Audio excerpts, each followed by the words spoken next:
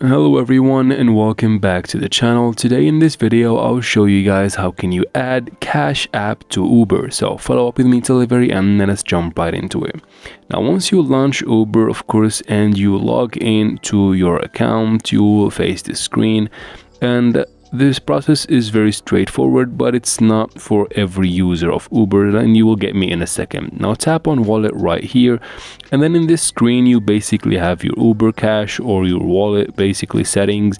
What we need to do is to link Cash App to Uber. And to do that, you need to go ahead and tap on add payment method. We go ahead and tap right there. In this screen, if you're one of the lucky ones, you find Cash App directly within these basically banks or payment methods.